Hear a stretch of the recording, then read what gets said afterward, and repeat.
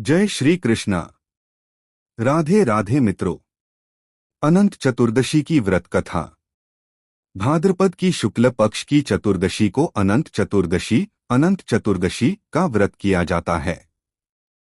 इस दिन भगवान विष्णु की पूजा अर्चना के बाद अनंत सूत्र बांधा जाता है। इस व्रत से जुड़ी एक लोक कथा है। पौराणिक ग्रंथों के अनुसार प्राचीन समय में सुमंत नाम के एक ऋषि हुआ करते थे। उनकी पत्नी का नाम था दीक्षा।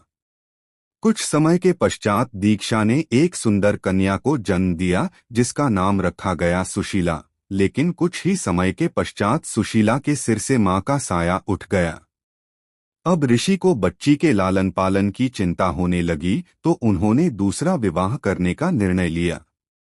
उनकी दूसरी पत्नी और सुशीला की सौतेली मां का नाम कर्कशा था। वह अपने नाम की तरह ही स्वभाव से भी कर्कश थी। जैसे तैसे प्रभु कृपा से सुशीला बड़ी होने लगी और वह दिन भी आया जब ऋषि सुमंत को उसके विवाह की चिंता सताने लगी। काफी प्रयासों के पश्चात कौंडिन्य ऋषि से सुशीला का विवाह संपन्न हुआ। लेकिन यहाँ भी सुशीला को दरिद्रता का ही सामना करना पड़ा। उन्हें जंगलों में भटकना पड़ रहा था।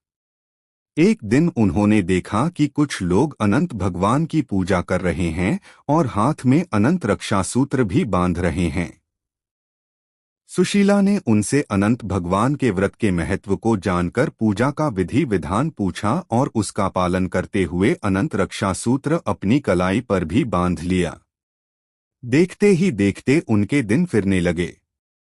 कौंडिन्य ऋषि में अहंकार आ गया कि यह सब उन्होंने अपनी मेहनत से निर्मित किया है। काफी हद तक सही भी था, प्रयास तो बहुत किया था।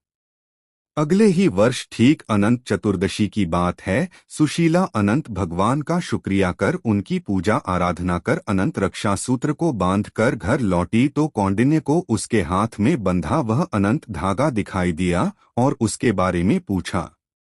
सुशीला ने खुशी खुशी बताया कि अनंत भगवान की आराधना कर यह रक्षा सूत्र बंधवाया है। इसके पश्चात ही हमारे दिन बहुरे हैं।